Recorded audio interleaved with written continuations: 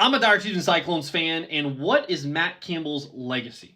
Now that he's left Iowa State and he's gone to Penn State, what do we think about Matt Campbell? I've done a lot of different videos about this, but here's my short take on it. Matt Campbell at Iowa State put Iowa State back on the map after the Dan McCarney and the Seneca Wallace days and made Iowa State a Big 12 powerhouse while Matt Campbell was there. He took him to new heights in 2017. He took him to a New Year's Six Bowl in 2020. He took him to 2 Big 12 championship games. Multiple double-digit win seasons. He completely changed Iowa State football and made them respectable in a league that has a college football playoff spot up for grabs and maybe multiple now every single year. Iowa State's firmly in that conversation because of Matt Campbell. But since he's gone to Penn State, his legacy at Iowa State is that he didn't care about the fans.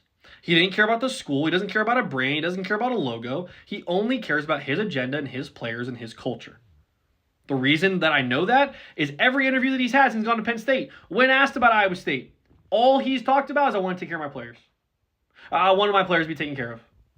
No mention of the fans. No mention of, I feel for the fans and what they're going through. No mention of, I feel for Cyclone football and the transition that they're going through. It was all about, I want my players to be in a good spot. Listen, that's all well and good. Every coach should think well of their players. But at the same time, what about us? What about us, Matt? You poured so much into Cyclone football, making us respectable, talking about how we used to be a laughingstock, and that we're not a laughingstock anymore.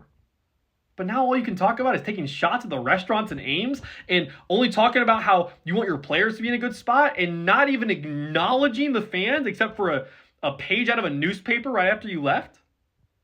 That's all you have to give us? Not great. So his legacy at Iowa State, thank you for the decade of success that we had and the fact that Iowa State football is what it is because of Matt Campbell.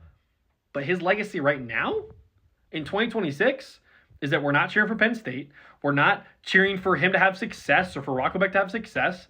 And we don't want them to succeed because they're not respecting where they came from. They're not respecting who made them. Matt Campbell made Iowa State. Iowa State also made Matt Campbell. They had to go together. They had to go together in order for it to happen. We have a long-form video about this that we just dropped on YouTube, so go check it out. Like and subscribe over there. As always, roll clones, baby.